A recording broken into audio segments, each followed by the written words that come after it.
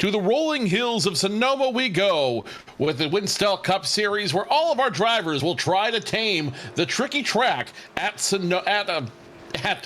Sears Point in the heart of California's wine country. Will we see a new winner here, or will one of the previous ones come back to dominate this race? Race 10 of 24 is almost underway here in California. You're watching ABN1's live coverage of the Winstel Cup Series race from Sonoma Raceway in beautiful Sears Point, California. Good evening, ladies and gentlemen. My name is Joe Cortez, joined as always by the boss lady, Carmen Sienna, and another week of racing ahead of us, this time at a track nobody has seen so far this year. First road course race of the season. It's a completely different challenge what we've seen so far. It's going to be very interesting. This is a chance for a lot of the road course ringers that are struggling to try to get themselves back up in the points.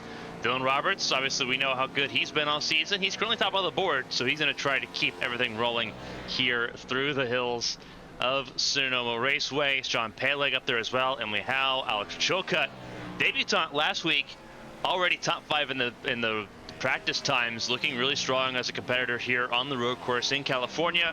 Jose Solis, we know how good he is. Evan Locke in 6th, Nick Doucette, Alex Kolonix.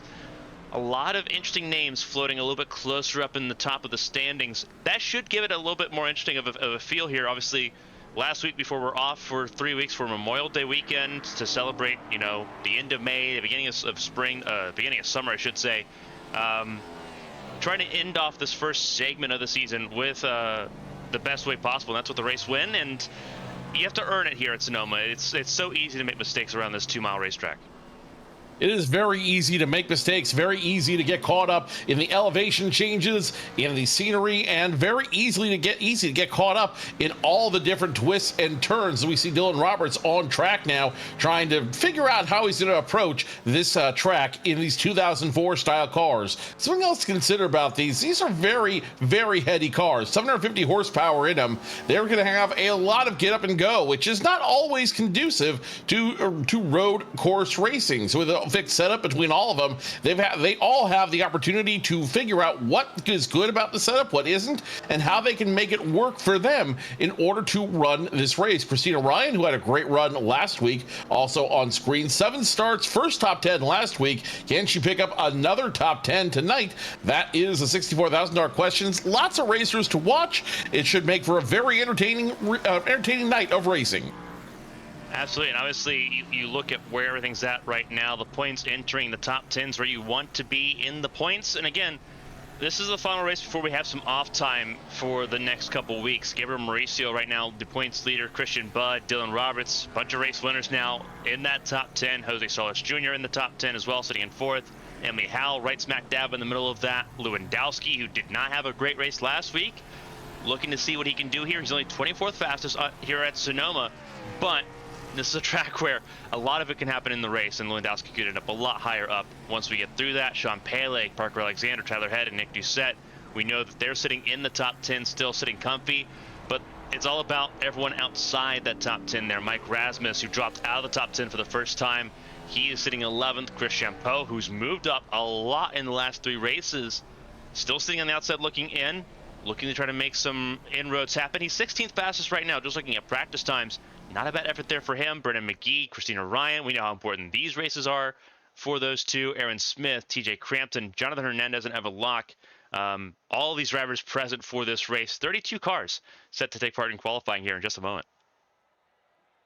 When we were last on air last week at the Tricky Triangle Pocono Raceway, Dylan Roberts scored a big win that he needed to solidify his place in the chase. Nick Doucette also making a big run, his second podium in as many races. Gabriel Mauricio, your points leader, finishing 3rd. Ryan Doucette and Parker Alexander, your top 5. Sean Peleg, Christian Budd, Tyler Head, Chrissy Ryan, and Jose Solis Jr., your top 10, which means we've a lot of opportunities here for drivers to move up and down the chain, when you consider that how much a road course can affect everything, can affect positions start to finish. If you're a great road oval racer, you're not necessarily a great road course racer. And just as Carmen said to start this race, if you're a great road course racer, you're not necessarily strong in ovals, but you're going to make the most of the opportunity you are given in tonight's race. Now, something to also keep in mind is caution flags are going to be almost non-existent here. In order for the caution flag to come out, there either one has to be an incident involving 3 or more cars,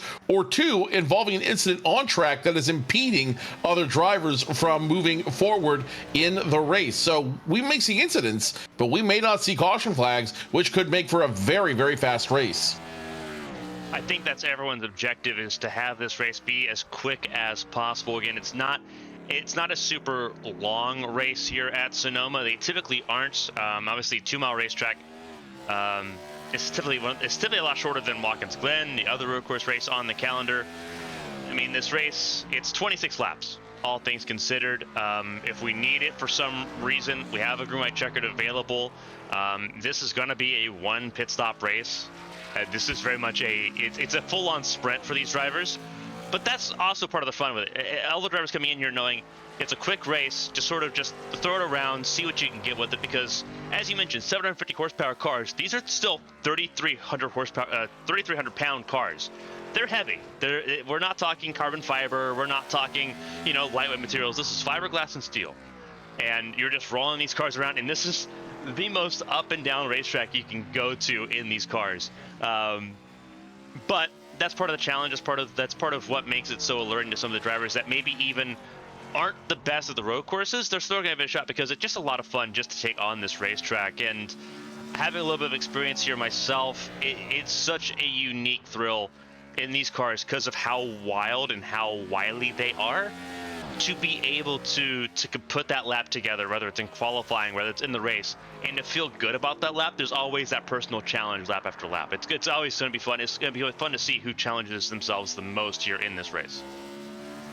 The only way to win it is to challenge yourself and put yourself in a position where you can win. In order to do that, you've got to make all the laps here and get ready to go green flag racing in just a few minutes time. Less than 2 minutes in practice now. Everyone's shaking out this fixed setup one more time, seeing what it does best, what it doesn't do best. Looking at your points leader right now, only 1 win, but that's good enough to keep him on top of the points lead in the silver bullet out in front. He has 7 top 10s, 4 top 5, 7 top 10s overall in 9 starts. Gabriel Mauricio is going to be someone to he's going to be a force to be reckoned with in this series, but is he going to be a force to be reckoned with tonight? We'll find out in just a few minutes when we get ready to go green flag racing. Yeah, qualifying here, Mauricio, I believe, finishing his lap 12th fastest here in qualifying. Emily how the fastest at the moment, which is very interesting to see the 15 car at the front. Really good chance for Emily to try to get a race win here. Was strong last season here at Sonoma as well. Davin Cornelius, someone also pretty renowned on the road courses in that 77 Kodak machine. Trying to make photo memories here at Sonoma, seeing what results he can get. The Canadian driver coming around the last corner to complete his lap. One of the few drivers still on track at the moment. Across the line, 20th place. He gets a top 20 right now as things currently sit. Lewandowski on the track now, about to finish his lap too. 29 seconds left in qualifying. This is the last gasp. If you're going to get a time in, you got to get it now. As Lewandowski gets it squirrely coming off the final turn, he'll turn in time as 22nd fastest. He makes contact with the wall and ultimately goes spinning out into the dirt there. Not exactly what he wanted to do, but looks like he's going to have a lot of fun doing it tonight. Qualifying is just about complete. Everybody is waiting in trepidation to start tonight's race. I saw Lewandowski actually jump over the hill, end up past the S's there. So that was interesting. I used to think there was like an invisible wall there that just prevented drivers from just jumping over the tire barriers. Not the case. So we got to see Lewandowski go for a little bit of a ride, but I think again it's gonna be a lot of fun here to seeing the drivers take on the challenge here at Sonoma. But now we've got 32 drivers ready to go, 33 drivers ready to go here, and we'll start with the top 10. Winstel 400 winner Emily Howe will start the race on the pole. Number 15 machine outside him, DEI DI teammate Dylan Roberts in the 8. Alex Chilcutt and Mike Rasmus will take up row number 2. Sean Paleg, a regular in the top 10, will start in position in row number 3. Alex Kolonix on the outside. Row number 4 belongs to Evan Locke in the 42. On the outside, the 32 of Matt Taylor, and rounding out your top 10, the 5 of Parker Alexander and the 17 of Christian Budd. Looking further down the order here, this is outside the top 10. Nick Doucette, who just got himself into the top 10 for the chase. If he can hold there, it'll be very important. He's starting alongside the points leader, Gabriel Mauricio. They are in row 6. Row 7 is Jonathan Hernandez and Steve Brown. Steve Brown bringing back that number 43, that iconic Cheerios 43 machine. In row 7, Olivia Hayward, one of the people coming over from France, the 24-hour race there for the Platinum Endurance Championship. She's on track now in row 8 alongside Craig Lautenschlager.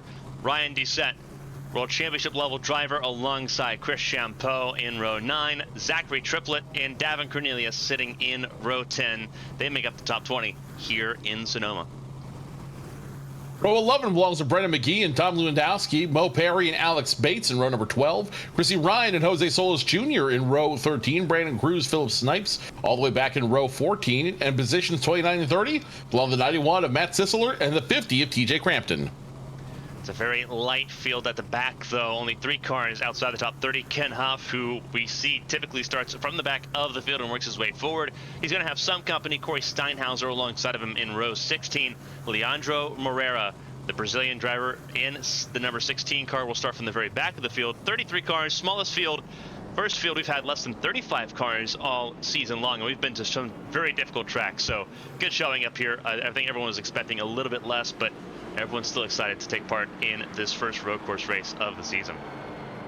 Everybody excited to take part in this place and be able to race around the famous Sonoma Raceway. Back then, I believe this was still known as Sears Point, or actually, I take it back, Infineon Raceway, when these would have run back in 2004. The 2 DEI drivers up front, Emily Howe, and the 8 of Dylan Roberts. What's wrong with me? I cannot talk today, Carmen.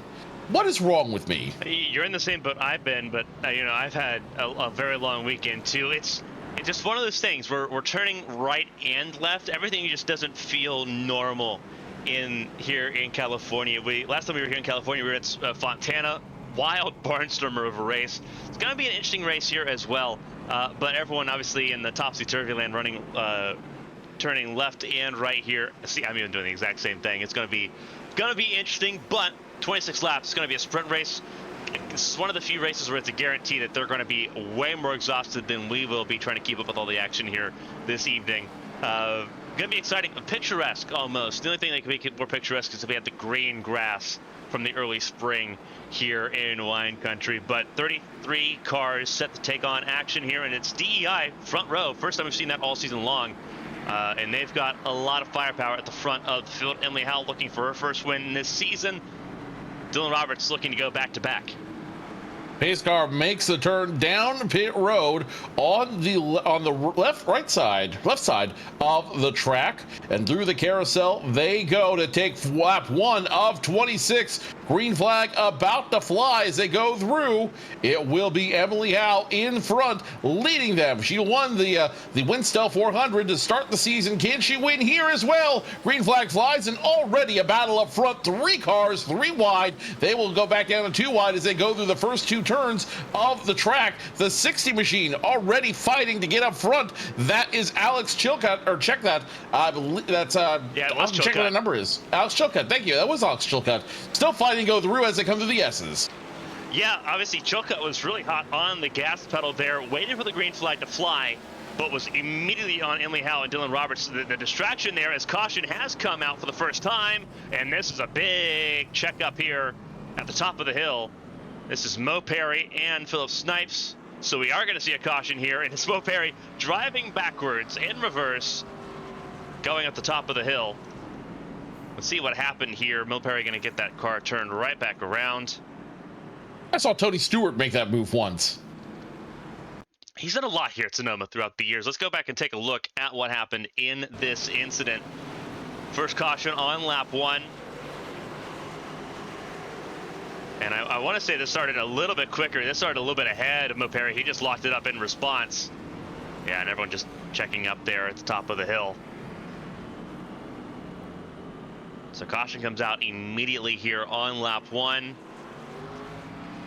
And it looks like it may have been Ryan Doucette and Zach Triplett that may have had a little bit of contact here that kind of helped spin everything around. Yeah, this is going to be further up the road from Mo Perry.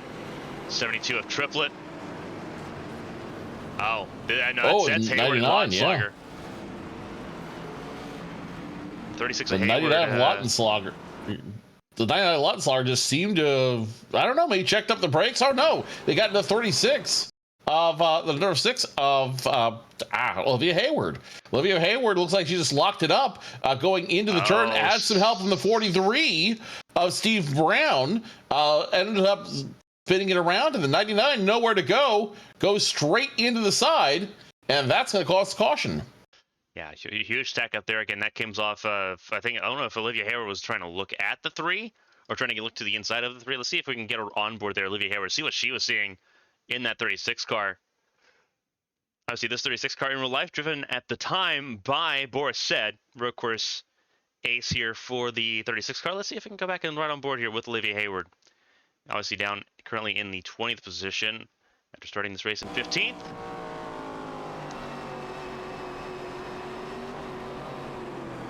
Yeah, just kind of sends it in a little bit. Everyone's still checking up at the top of the hill. Tried to make the pass, or was maybe anticipating that there wouldn't be a checkup, thinking that she would have a run going up the hill, but no such luck. The checkup locks everybody up, and that's going to cause the caution. Well, it definitely involves more than 3 cars. Let's ride along with Mo Perry now to see what the look was from the 12 machine. And from the 12 machine, all he saw was the tail end of the accident, and then decided, nope, I really don't want to be involved in that. So locks it up, spins it out as a matter of self-preservation. And actually, that's a smart move on Mo Perry's part to make sure his car doesn't get any damage out there, and he can still run this race. Oh, so he's now at the back of the field. So, but all 33 cars still running. Dylan Roberts at the front of the field, then it's Emily Howe and Alex Chilcutt. Now Chilcutt's going to have a really interesting perspective here, because he's going to try, now that they're single file in this restart, he's going to try to get a really good jump start on that 15 and challenge the 8 of Dylan Roberts. Chilcutt, as I mentioned, was quick in practice. He's right there on it. He's going to try to really pressure the DEI cars at the front of this field on this next restart. The question is, how is the rest of the field going to handle being strung out just a little bit more due to the S's going up the hill on this restart? We're going to find out, because the lights on the pace car are already turned off. A quick caution period for the track out here. So now they've got a chance to shake it out. They've had a chance to drive around the track in the parade lap. Let's see what they can really get into as we get ready to go green flag racing once again here at Infineon Raceway, now known as Sonoma Raceway, here in the heart of California's wine country, just 60 miles north of the San Francisco-Oakland area. The pace car will come off this time by, and it will be in the field, will be in the control of the 8 of Dylan Roberts. Now, unlike other races, he will have to wait for the green. There's no restart zone here. He will have to wait for the green flag to go before he's allowed to lead the field into racing. So we'll see exactly what he does, or how long he takes, or how much he slows it up, and forces the field to wait for him in order to restart this race. Pace car goes down pit lane, through the carousel they go. One more time. It will be in the command of Dylan Roberts. Green flag about to fly as soon as they get to past the stripes there. Here we go. Green flag racing, and it will be the 8 of Roberts leading them around past pit lane, and here we go back to green flag racing. It is Dylan Roberts and Howe first and second. Now Sean Payleg making a big run up the hill and into the S's. Oh, trouble. Emily Howe turned around top of the hill still. And turned around the wrong way. So does Alex Bates. And caution out immediately once again.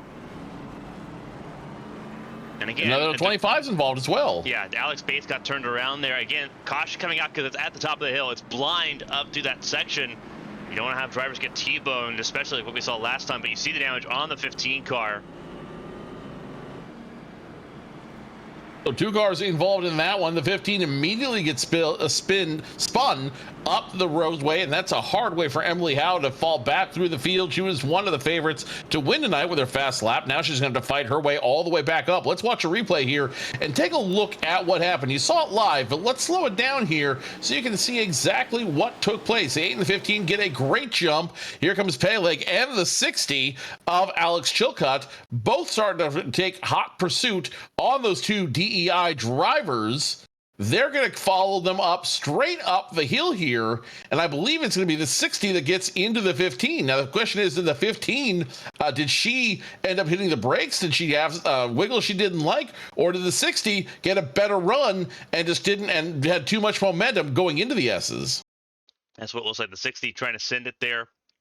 Emily was already started trying to line up for the apex, and I think, you know, we're just kind of seeing here, yeah, Alex Chilcutt's right there on the very much on the inside, just right there with the right rear quarter. Just spins the 15 around. Now there was an issue further back with Corey Steinhauser because they wrecked before they even got to the green flag, and I want to kind of I'll highlight to this because I think the caution kind of happens because of this more than because of what happened up the hill. Everyone trying to get back to racing. Corey Steinhauser stuck there in the in the last corner. Everyone thrown off there, and then obviously we talk about the issues going on at the front of the field. Alex Bates gets spun around. And Alex so now Bates, here's a look. This is, yeah, everyone's just checking up and he gets turned off by the 50. Going up the hill, everyone gets checked up, and the 50 of TJ Crampton, nowhere to go, gets in the back of the 25, and that will bring out caution number 2. So 5 laps run so far during this race. I believe on paper it's going to say all 5 have been under caution. Yeah, we've not had a full green flag lap yet, unfortunately. But it's going to be very interesting because Alex Chilcutt ended up losing spots there in the process. Restarted the race 3rd, ended up down in 4th because Mike Rasmus was right there to pounce on him as well. So Chilcutt, frustratingly now further down the order. Dylan Roberts, though, lost his rear gunner with Emily Howe being spun around. Emily going to have to go and get repairs in the back of that car as well. Now a lot less protecting Dylan Roberts from Sean Peleg.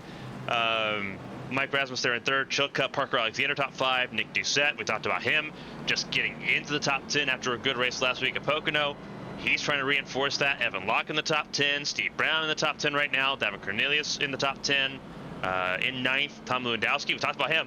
Didn't have a lot of just pure running pace here at Sonoma, but by just process of staying out and staying out of trouble, he's made his way into the top 10, and it's harder to pass here than I think some people like to believe. Obviously, a lot of passes we've seen right now have been through calamity, and Lewandowski's made that stick, but now he's going to try to defend it here if we get some green flag running in.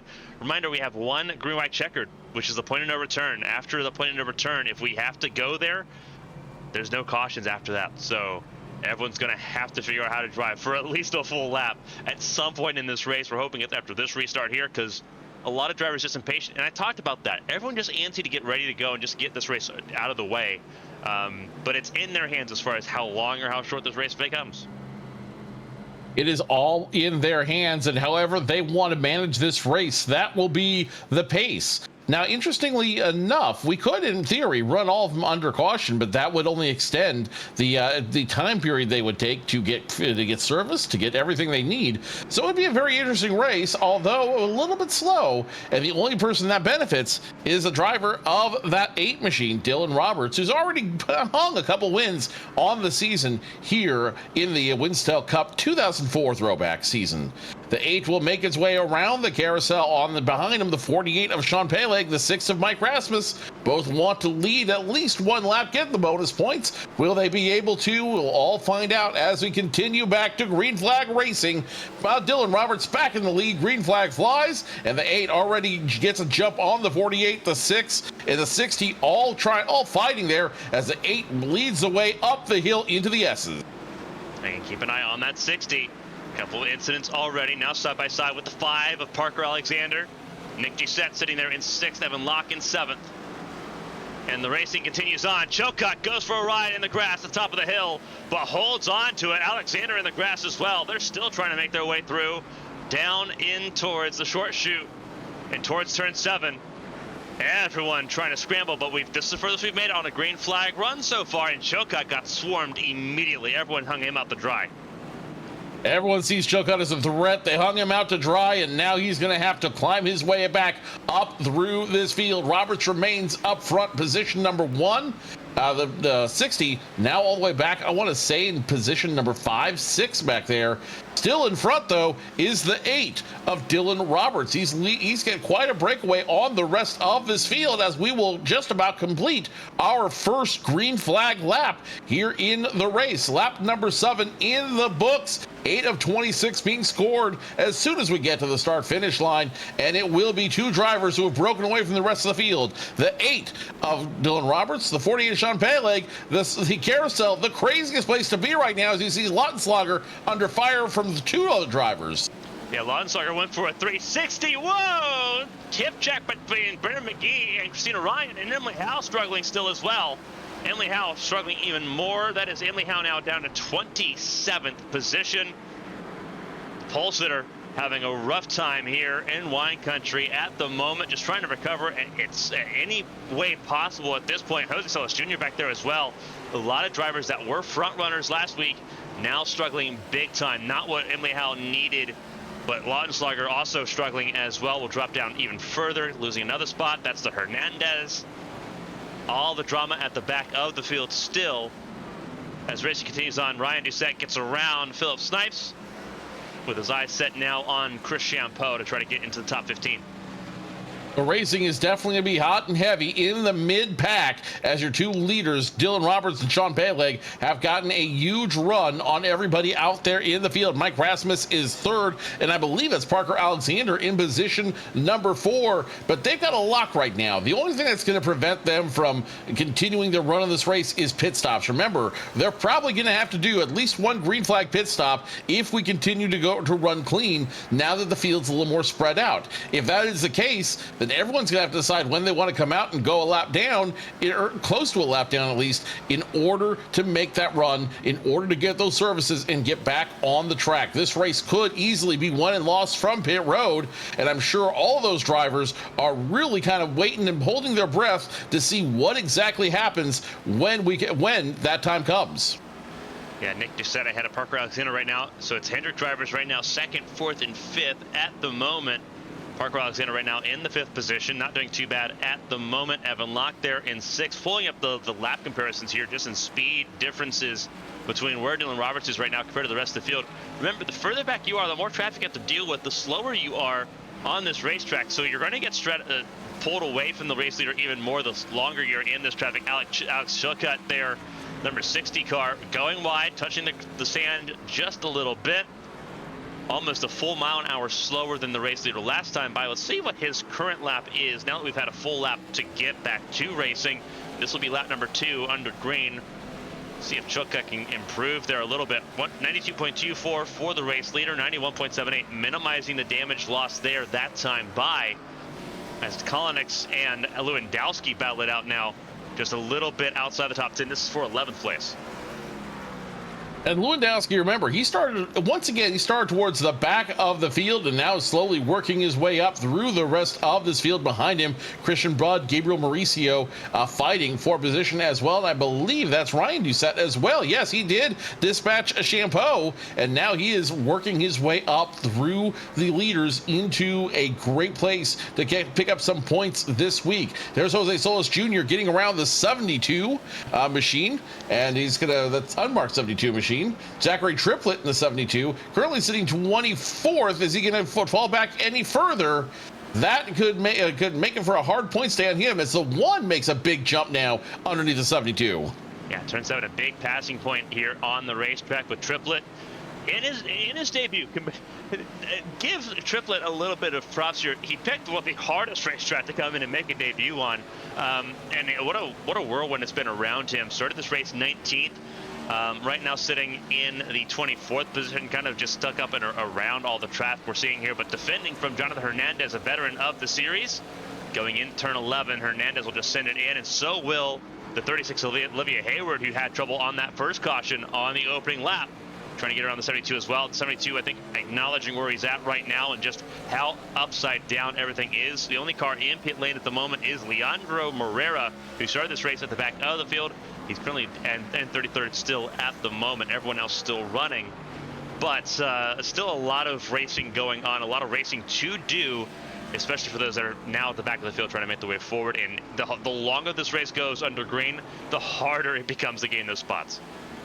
We're not even halfway through this race, and it's already gotten this wild. So get ready for some more fun racing as we continue down. Only lap 11 being scored right now as we follow along Alex Kolonix. He started just outside the top 5. Now he's going to hold on to he's holding on to a top 10 spot. But again, as we talked about, this race could be won or lost on pit road. It's just a matter of how bad do you want to take it? What can you do in order to make it work and start picking up those points you desperately need. Kolonix will dive into the carousel behind the 32 of Matt Taylor. Let's ride along with Chris Champeau a little bit as the 40 of Gabriel Mauricio gets wide, locks it up in the carousel. That'll give him the position to move. Gavin Cornelius behind them, also hoping that the current points leader makes a unforced error, and he can pick up a position as well, moving up from 15th to 14th, currently sitting squarely in 15th. Yeah, up the hill here, so much elevation change here at Sonoma. You saw Cornelius got passed by both of them, but immediately Mauricio sitting in too deep into turn 11 and allowed Chris Champeau to end up with the big benefactor in that exchange. Champeau ended up in 13th there. Cornelius up 5 spots. You see there at the bottom of your screen. Started this race in 20th. He's up to 15th. Driver trying to recover here a little bit. Emily Howe. The frustration's got to be pretty massive here as she tries to work on Philip Snipes, 2 former ABN Cup Series drivers. Obviously, long stay Winstel drivers as well, looking to try to make their way forward. Philip Snipes not having the season that he's looked for so far. But Emily Howe definitely in the same boat, unfortunately, this race at the moment, sitting just in the 20th spot, down 19 from where she started. She was at the very front of the field, but is not seen outside the first 3 corners. Tough day so far for Howe as we now scored lap 13 and 26, just under halfway. Let's ride aboard the Evan Locke, the Texaco machine. No, check that. It'll be the 60 of Alex Chilcutt as he tries to get around Locke this time by the Haviland Dodge, doing everything he can to fight off the 60. He's doing a great job of keeping that car in the rear view mirror, but the 60 of Chilcutt has been so strong from after starting 3rd. Can he continue to work his way up through the field? Only time will tell as we're just about halfway done with this race. I'll be halfway at the end of this lap, and Chilcutt battling with Evan Locke. Evan Locke, obviously a mainstay in the Winstel calendar. Not having the season that he's looking for so far, outside the top 10 in the standings at the moment, entering Sonoma, but needed a race like today to try to put himself back on the right path, battling just outside the top 5. This could be a phenomenal result for the 42, but we've seen the 60 already ruffle some feathers here in this race, so I think the 42 is going to be very aware of what that 60 is capable of and what that 60 is willing to do to try to get through with that position. And there's a lot of heavy braking zones. Turn 11 is one of them. Evan Locke's got to really keep himself under taps here. He almost spun it under braking, a lot of rear braking, locked up the 42. You saw him dance around entering turn 11. And that's unpredictable. Chilcutt had to back out of it because he didn't know where to go to try to attack the 42. He's going to try again this lap. There's 2 major braking points here, turn 7 and turn 11. Those are the 2 major points. Typically, if you make a pass in turn 7, you typically get a return fire on turn 11. So you try to time it to where you can get that pass in turn 11 and avoid having that response at the on the other part of the lap here. And I know that's what Chilcutt's trying to do. He had an opportunity in turn 7 last lap. Gonna have it again here. But he's gonna just hold off on it and see if he can make something happen in turn 11, because if he can make it happen in 11, you see how much he's overdriving that as well. If he can try to make it happen in turn 11, then there's so much more of the lap here, over half the lap for Evan Locke to try to just keep pace and follow the 60. The idea is that you can just sort of apply dirty air to the front of that car behind and just keep them at arm's bay or at arm's reach to try to really just prevent them from getting a response back on you there. And Unfortunately, that requires a lot more patience than I think some drivers, myself included, would typically have. Typically, it's like as soon as turn 7 happens, you make that pass and just sort of try to run for it. Chilcutt trying to just map that out just a little bit better, but we're seeing now it's 2 laps in a row. He's just not been able to get quite to the 42 into turn 11. I have a feeling a giant send is coming, and here it is. Oh, here it is, big time. Wow, I don't think I could have timed that any better. 2 cars around at the top of the hill, but it was just those 2 cars, and traffic spread out enough that they can try to keep rolling, and they will keep rolling. There is the 32 of Matt Taylor. He'll go through. Evan Locke just up the road still. Ended up the best benefactor of that, the 60 at Chilcutt. You talked about at the beginning of the show, sort of claiming that incident, letting the 32 get back in running before he got back running, just allowing that to sort of just play out there, staying green as a result.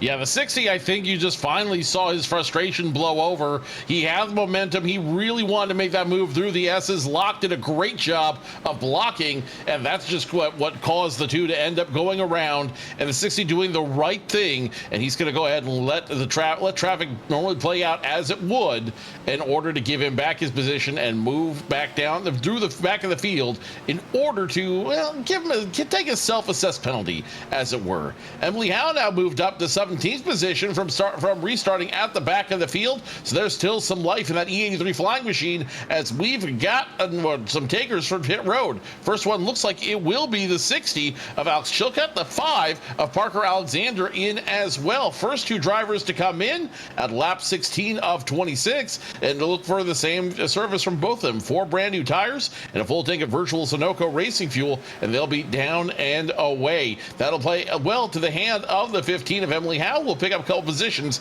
as a result. Yeah, pit stops, obviously, they're trying to go for an undercut here, trying to use fresher tires to make up some positions. The track position game's so important. Easier way to do that, get some fresh tires, get some guaranteed clean track where you're not dealing with traffic, to try to just put in some very quick laps and try to make up some ground there. Parker Alexander was 5th on the road when he came down pit lane. His objective is to get past his teammate and Mike Rasmus to try to get into the top 3, get into those podium places. Everyone else going to stay out a little bit longer here. Some drivers came in during the 2 caution periods we had to start off this race, so it's going to be very spread out as far as who comes into pit lane when. The important thing for Chilcutt and for Alexander, they came in when pit lane was not busy. If it's a busy pit lane, this pit lane is so interesting because it wraps around the outside of turn 11. It becomes a giant traffic area, and it slows everybody down. And everyone's going to try to figure out where they want to be and when they come down pit lane. And you're seeing right now some clean space for Emily Howe. She could have been one to sort of lead a train into pit lane because she had that clean air, but she's staying out because she took fresh tires under that 2nd caution. So she's going to probably be one of the last ones to come in now, but she's gaining spots. Now she's up to 13th. Trying to just get now. It's all about recovery at this point. If she can get back into the top 10 and just solidify those top 10 runs that she's been having, I think at that point that's a good consolation. But it's going to be very hard without a little bit of assistance now to try to get back into the lead that she had to start. Now, here's a question that I have, and if you're Emily Howe's team, I think as you wanted to have this discussion as well, if she has to conserve, how much can she conserve in order to stay out? She already came in early for a pit stop. Can they conserve those tires underneath her to try to make it work for the rest of the race? We'll have to come back to that question as the 48 of Sean Peleg will be the next one to come down pit road, and he will come down by himself. No other takers. Nick Doucette is going to remain outside. Parker Alexander came in the lap earlier, so Peleg coming in alone, and it'll be 4 tires and fuel for him as well, as he will be down and away shortly. Now, it's a very interesting question, right? Because we had caution laps, and that saves you a little bit of fuel. We had 4 caution laps in this race so far. The ones that are pitting are those that did not come down pit lane either time. If you're like Emily Howe and you came down under that 2nd caution, you still have to save 2 laps of fuel. That is relatively easy to do here at Sonoma. But I don't think Emily Howe has been saving, just based off of the speed that we're seeing out of that 15 car now that she's, sort of just going for it. I don't think the save strategy is what the 15 is on right now. I think you're sprinting because you're still with the race leaders on that strategy call of having to come in at some point.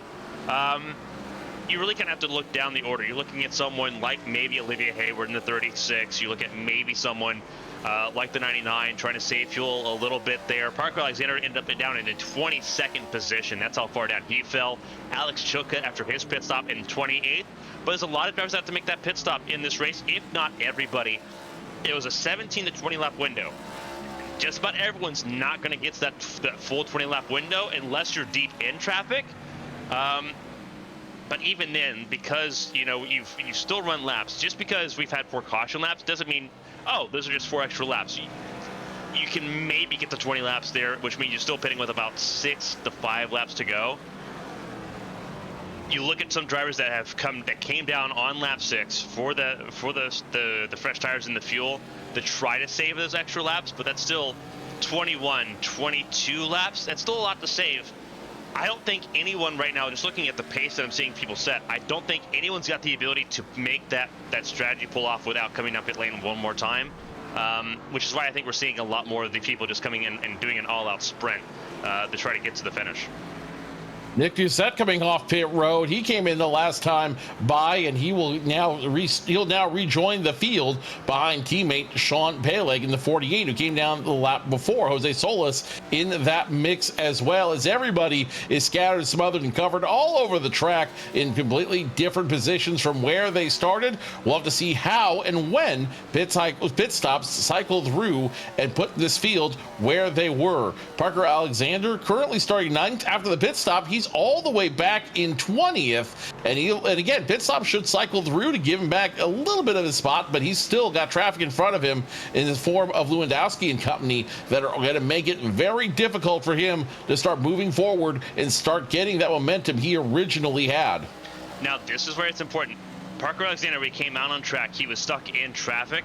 Remember, Peleg and Doucette were just ahead of him beforehand. They are now 12th and 13th. He's down in 20th. There's a giant gap now between the 24 and the 5, where drivers at the front of the field can slot in right in between them and gain positions on the 5 because he's been stuck in this traffic, and now he's burning more tires trying to work through this traffic as well. As we see more cars come in, Steve Brown, one of the cars down in pit lane, and I believe Dylan Roberts also coming down pit lane as well. Yeah, he did come down pit lane, now in 11th place, just behind Emily Howe and Sean Peleg. Peleg just took the lead over provisionally on track, looking where everyone's at so far. So Mike Rasmus was your leader at that last stop with 7 to go. Currently still being scored as your provisional leader. Now, is he going to take his pit stop? Is he going to make it down pit road? No, he's going to try to hold on as long as he can to the lead. Again, even with those 4 caution laps, I don't think he's going to have enough to go all the way. So we'll see exactly what he wants to do before he comes down pit road. Ryan Doucette flirting with the idea of coming down pit road. Nope, the Valvoline Dodge will stay out for another lap, and they will continue to run all the way out there. Check that the Valvoline Chevrolet will continue to run by themselves. The 45 Alex Kolonix now in third. The brawny Georgia Pacific Dodge doing everything they can to maintain their position with 6 laps to go. It's checkers or wreckers. Evan Locke, who was in that incident earlier, he's just coming off pit road right now. 4 tires and a full tank of fuel for the Sunoco Dodge, and they will be down and away. So pit stops are making it very interesting, and this race could be won and lost on pit road as Emily Howe continues to climb the salmon ladder. Getting past you by the drivers that have fresh tires now. I think Emily Howe is realizing that she's on that bad side of the cliff with those Goodyear Eagles, but not in a bad spot. If she can hold on to where they're at right now, Peleg almost got himself turned off the back of Chris Champeau. Important to note, so Mike Rasmus, he has the ability to save. He's got 13 seconds in his pocket to Ryan Doucette. To Sean Peleg and Dylan Roberts and Emily Howe, that's almost 30 seconds. If you wanted to try to save and clutch and coast his way through the hills here in Sonoma, he could give it a shot. It'd be very difficult. He'd lose a lot of time in the process, but Mike Rasmus could try to save fuel there. I don't think that's on the cards, but he could take a very short final stop here and try to really sort of recover some of that time he's going to lose by going down this very slow pit lane, 35-mile-an-hour speed limit in pit lane. Not going to be easy. Gabriel Mauricio, who came down under one of the cautions, can stay out a little bit longer and frustrate these leaders trying to make their way back through. Very interesting how the strategy's going.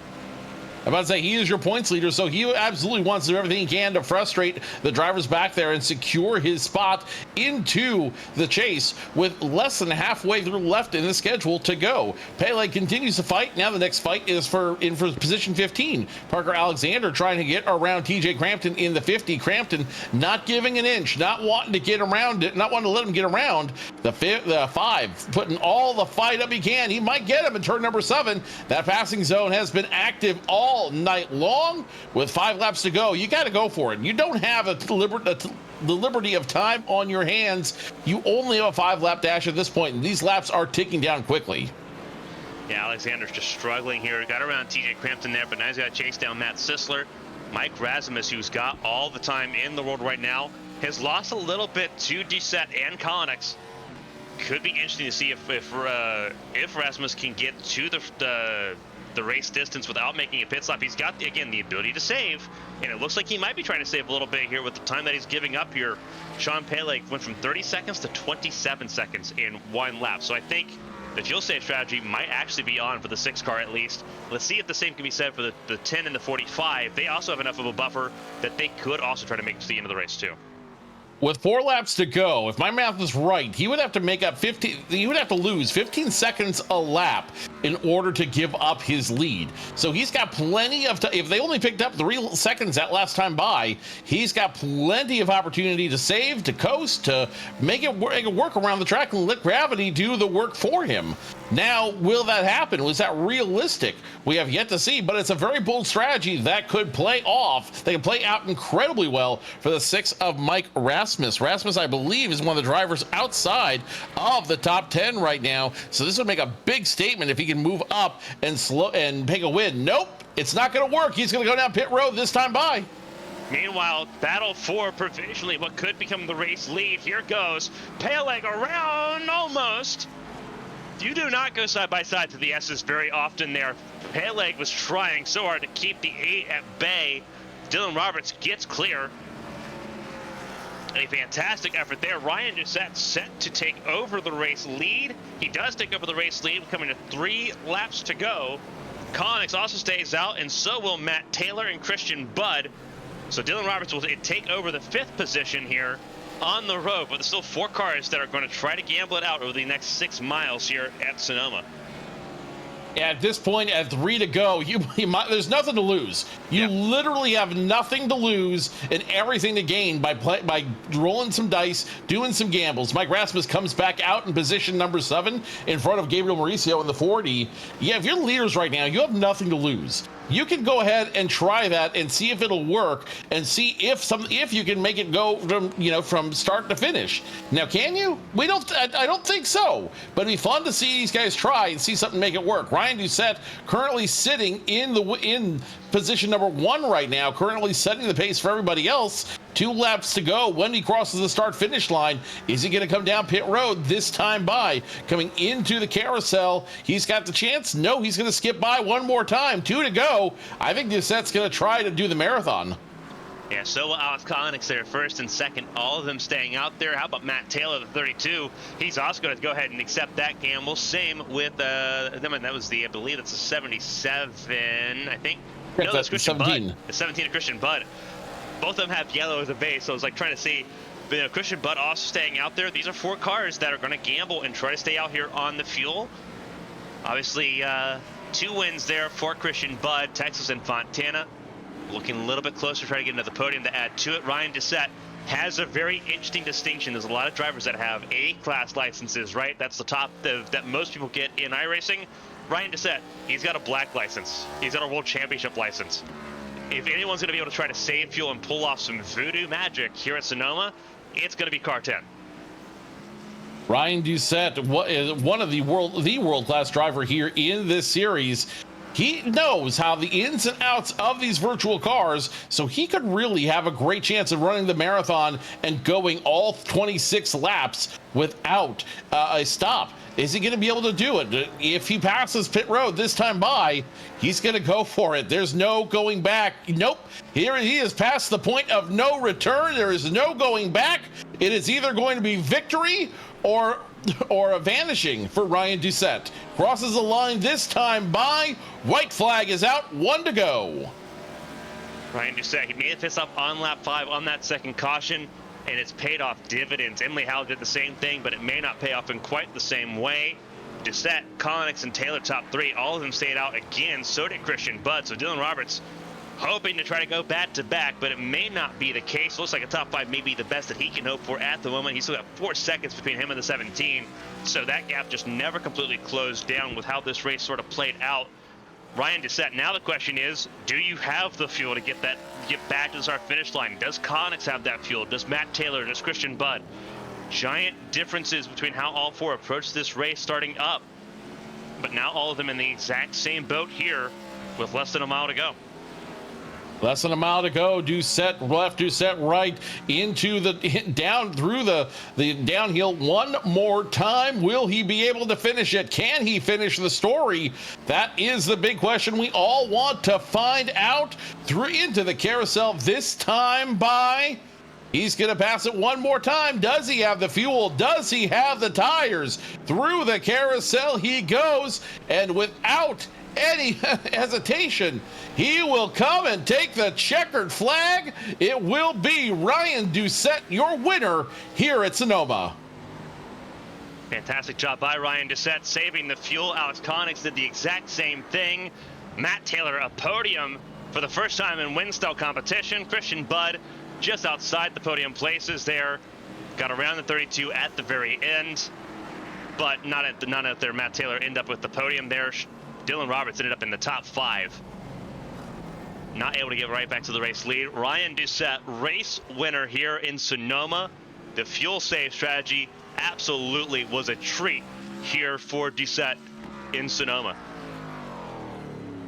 Ryan Doucette came into this race only running 4 races, currently 38th in points, so he's not looking for a chase berth. He's looking for a pride and have a little bit of fun out here, and I think he did that just fine. You can tell the world-class skills are definitely there as Doucette made it work. He was one of the longest drivers to not pit, and it worked out perfectly for him as we're going to see him come through the track one more time. I think he's having a little more fun now. He's breathing a little bit easier, going a lot faster, and he's not going to burn out. No, he says we are done. We made it. We got it done, and now we're just going to park it. So Ryan Doucette will not burn it down. I don't think he's got enough fuel to burn it down even.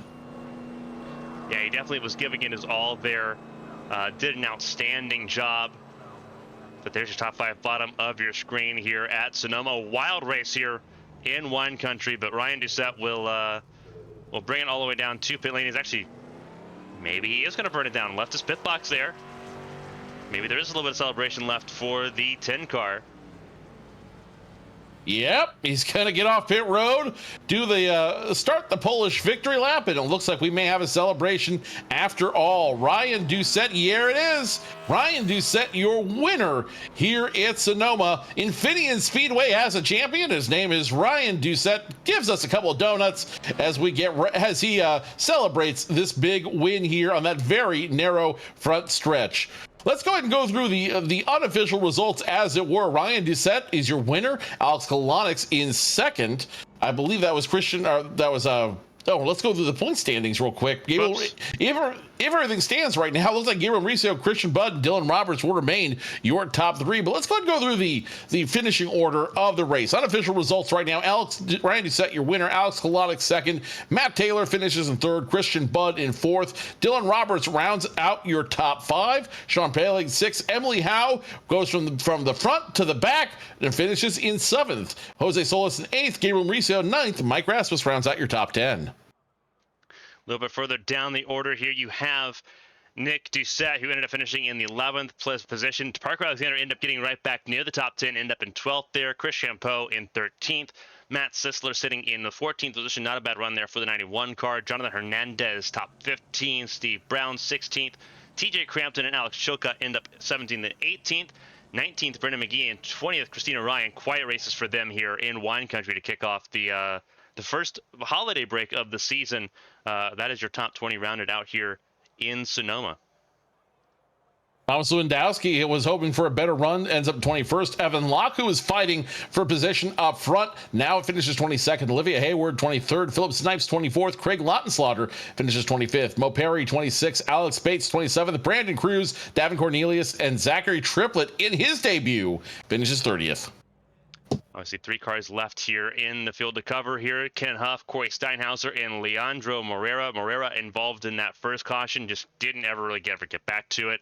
Ken Huff and Corey Steinhauser likewise could not really make any inroads. Once the melee happened, they were kind of just pinned back there on that on those race restarts. But everyone, for the most, aside from Morera, everyone took the checkered flag here this afternoon. So short race, everyone got a chance to finish this race, and now we get to head off into the Memorial Day break and come back on June 2nd with a little bit more energy, a little bit more refreshed field once again, because when we come back, it's Daytona once again.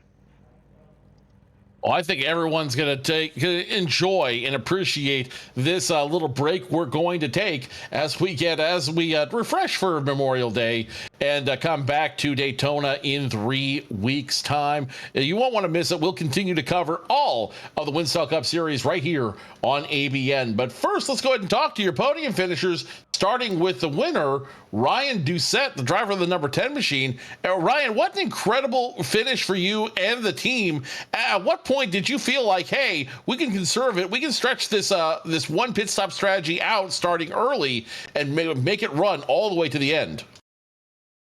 Well, right when we got that second caution there, I knew we were going to be close with the fuel window, and I didn't have a lot of practice coming into tonight.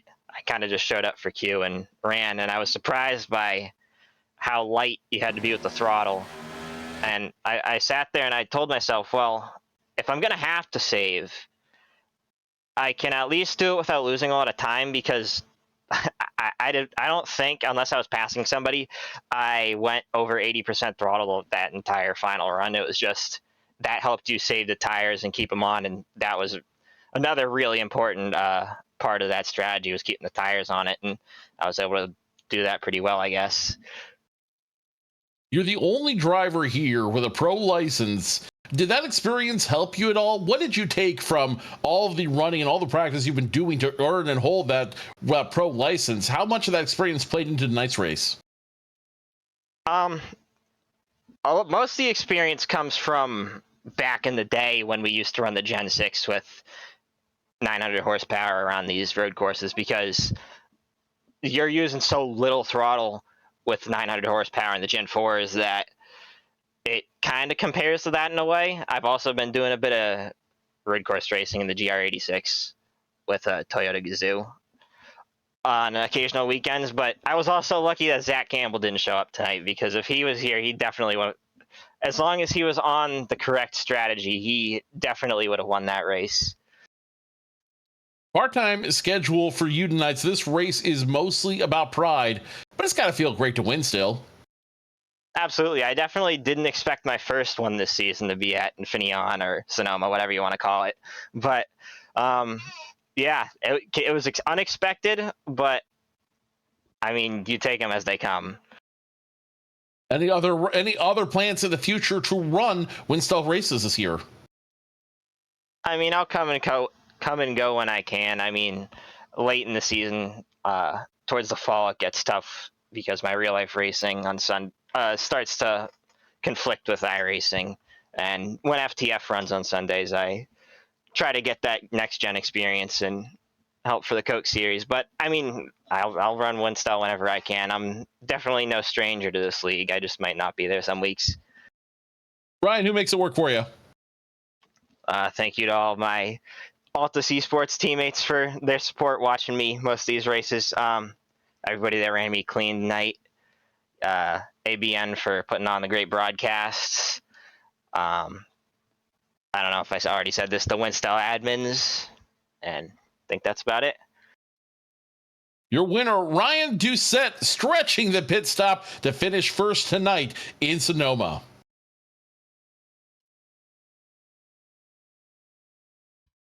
Alex Kolonix coming in second tonight. And again, another long stretch to make it work. What was the racing like there on the field, and how did you end up putting together for a second place finish? Well, I think it probably could have been a win, but I made a fatal error trying to pass Matt Taylor midway through the race. Going into 11, just completely overcooked the corner and lost about 3 seconds a lap time. So, I mean, the gap was 4 seconds at the end. Say you give me that back and give me my tires back, there might have been a shot at it. But no, Ryan was running real good. I was looking at him just now, waiting to get the interview, and he was driving real smooth, keeping those tires right underneath him. I was still trying to get to grips with some of the braking zones and a little bit of the apexes every now and then. But I'm impressed with myself. I'm not normally a guy to be in contention to win these road course races. I'm usually, maybe a top 10 fringe driver. But this is a good run for me, and I'm pretty happy after not running a lot of iRacing recently. Passing was definitely one of the most difficult things to do, especially when you really only had 2 passing zones in turns 7 and 11. How hard was it for you to work your way up the field and climb up in order to try to compete for the win? Well, the best thing you had was really trying to take people into braking zones, because if you kind of push somebody in a braking zone with how sketchy this car was through the center, if you overcooked it a little bit, you can try and scare people into missing the corner and give you a free entry for the exit. But yeah, like you said, really the main areas were 7 and 11, and the 2 corners leading up to those really don't give you a huge run coming out of them to really give you a good opportunity to pass a lot of the time. I'd say 11 was probably your best shot, but then if you tried to be aggressive in the braking zone, it was very easy to make a mistake, as I saw.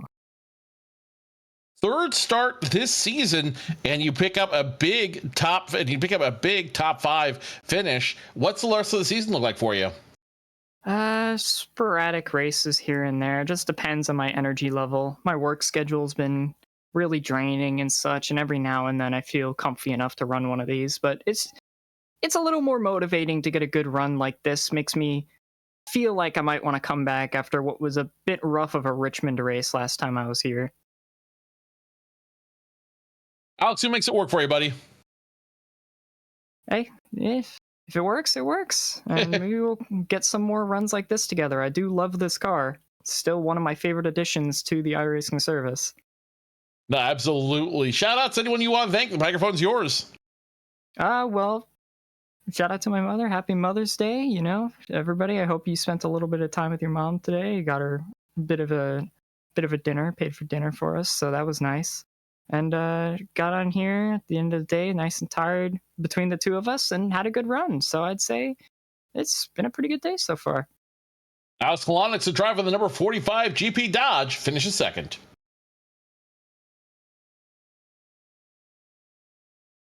Matt Taylor finishes third, and what has been a tough season may have just kind of turned around for you there, Matt, with the big finishes here tonight. Yeah, I come to these races, and I definitely don't think I have necessarily the pace to run up front for a lot of these. So I go searching for alternate strategies, and the opportunity presented itself tonight with these cautions. And I actually didn't even want to see that second caution. I was kind of hoping it would go green. How difficult was it? We asked Alex Kolonix how difficult it was to pass. From your perspective, how hard was it to make passes and try to fight through traffic, especially after the tie-ups we saw to start the first 6 laps of this race? Yeah, just really trying to be cautious. Once we got all mixed up there was a pretty big disparity on pace. So just trying to be very careful around people and not run anybody over if they broke earlier, and more focused on managing my own race at that point and not fighting too hard. I ended up needing to save like 0.3 of a gallon, something like that, or to make it to the end. So then I was also managing that, sputtering to the line, but not too bad. At what point did you and the team say, we're going to go for it, we're either going to win or run out of gas? At what point did you say go for it? And did you have any concerns? Did you have any regrets thinking we may not finish this race? No. I was kind of just pushing along. My fuel number was kind of changing enough lap to lap. It showed me right on the number, and then kind of as we got into the run, it started going the wrong way. So once Ryan got around me, he was clearly quicker. Alex was clearly quicker than I was, so I didn't try to fight him too hard. Maybe try to force a mistake or something, and then from there really tried to save just a couple hundredths a lap, and nearly didn't save enough. You came into this race 35th in points. This will definitely boost your points number upward. What's the goal for the rest of the season? Are you just trying to stay in the points for next season, or are we going to see some move up the ratings? I guess we'll see week to week. I'm definitely, I missed some races early, and kind of like I mentioned earlier, I don't know that I have great pace to run up front. So I think I'm going to maybe try to go trophy hunting and just see if I can find an alternate strategy here or there that's maybe out of the way, and maybe steal another podium or better. We'll see what happens. It's going to be fun. Matt, who makes it work for you and the team? I got a bunch of guys on this team. We're MadWorks. We're primarily an IndyCar team, and we branch out and do a bunch of other stuff. But Mike Rasmus is a great teammate, and yeah, it's just fun. Any shout outs you want to give? Just my team. Mike's here with me. We got Michael O'Brien and Drew Wright running too, so those guys are fun. And yeah, enjoy this series. Appreciate it. Matt Taylor finishes third tonight in a big run, in a big way here at Sonoma. Thank you, guys. So, Carmen, like you said, it was a sprint race, and a sprint it was. We saw a lot of aggressive driving, a lot of dangerous driving up front, but at the end, it was patience that won the day. Absolutely. It was an absolutely crazy event here, and obviously it was crazy from the start, and it set up a fantastic finish as well. I think a lot of people could take a lot out of just sort of how this race played out. It was a suiting way to end off the first stanza of this regular season. We get to now have a couple weeks off for Memorial Day. We get to come back, and when we come back, it is going to be a frantic return to the racetrack here. Obviously, Daytona on June 2nd. And then, again, it just gets crazier from there. Again, Daytona, you've got Chicagoland June 9th, Indianapolis June 23rd. July 14th, after the summer break, we have Indianapolis, we have Michigan, we have Bristol into the regular season. We're down to the final 6 races of the regular season, so it is crunch time. We talked about with Matt Taylor, 35th in points. He'd say he didn't think he could do much, but he can definitely play spoiler, and he almost did that here tonight. Let's see what he can do at Daytona, the next plate race in a couple weeks' time here on June 2nd. But absolutely, just an absolutely wild time. It was very thrilling start to finish, and obviously a very deserving group of drivers there at the front of the field, making the most of the situation they were given, and improvising and adapting the best here in wine country. So Winstel is going to wind down for a couple of weeks to celebrate the Memorial Day holiday. We will be back with them in June, but the racing is just heating up here on ABN. A trifecta of races starting tomorrow with the HDL Cup at Vegas. Carmen, you're going to be participating in that. Give us a quick preview. Yeah, it's going to be wild. The HDL Cup Series at Las Vegas is always an interesting race. The first time we've been back in Las Vegas in Season 2.